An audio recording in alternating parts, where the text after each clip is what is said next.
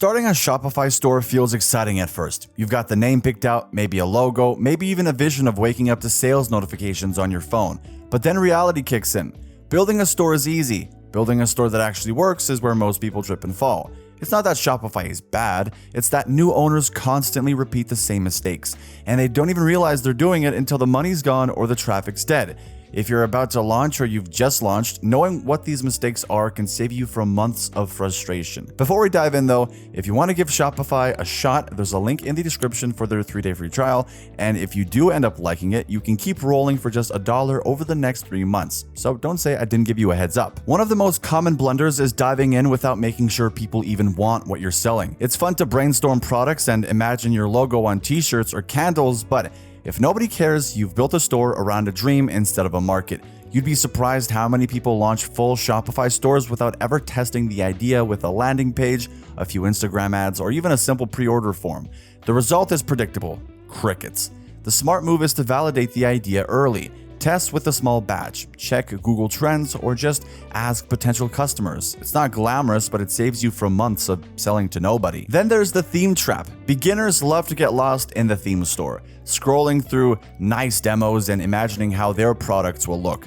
The problem is, picking a theme just because it looks pretty is a setup for pain later. Some themes load like molasses, some don't play nicely with mobile, and some make customization a nightmare. It's like buying a car just because the paint is shiny without checking if the engine even runs. The smarter approach is to choose a theme that's fast, responsive, and fits the type of store you're building, whether that's apparel, digital downloads, or a boutique shop. Looks matter, sure, but if your customers are bouncing because your homepage takes 8 seconds to load, that slick design means nothing. Another rookie mistake is going app crazy. Shopify's app store is like a candy aisle. You see all these plugins promising higher conversions, cooler features, one-click upsells, countdown timers, and before you know it, your store has more apps than products. Each app adds weight, slows down load times, and sometimes even leaves messy code behind when you uninstall it. Your store ends up feeling like a Frankenstein situation, stitched together with parts that don't even fit. The truth is, you don't need 20 apps to get started. You need the essentials. Maybe a review app, an email capture tool, and something to handle analytics. Anything else should come later when you know it actually adds value. And while we're on the subject of value, let's talk about mobile. Most traffic is mobile now. You'd think that's obvious, yet so many new store owners design for desktop like it's still 2010.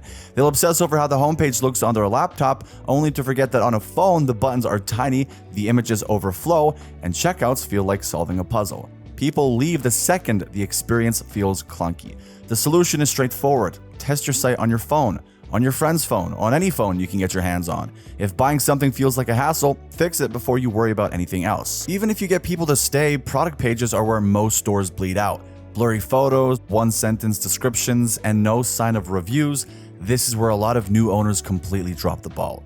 A product page is basically your salesperson. If it doesn't build trust, answer questions, and show off the products in a way that feels real, nobody's clicking add to cart. High quality images, multiple angles, maybe even a lifestyle shot where the product is being used. These things matter. So do detailed descriptions that focus on benefits, not just features. Nobody buys a water bottle because it's stainless steel.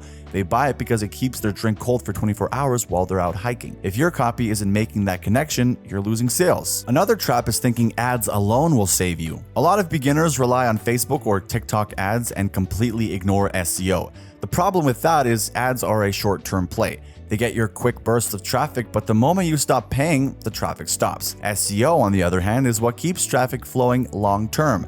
It's not sexy and it takes time, but optimizing your product titles, descriptions, and blog content is what gets you found without draining your wallet. It's the difference between renting traffic and owning it. New store owners almost always skip this part, then wonder why their costs are so high. Checkout is another spot where people unknowingly shoot themselves in the foot. They complicate it with too many steps, surprise fees, or worse, force customers to create an account just to buy.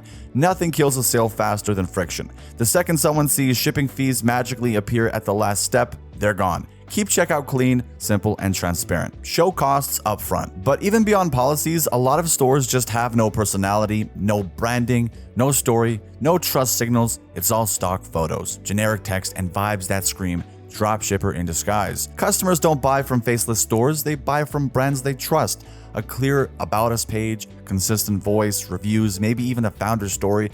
Those little touches make the difference. It's not about faking professionalism, it's about showing you're real and giving people a reason to choose you over the dozens of other stores selling the same thing. Finally, the last big mistake is chasing new customers and forgetting the old ones.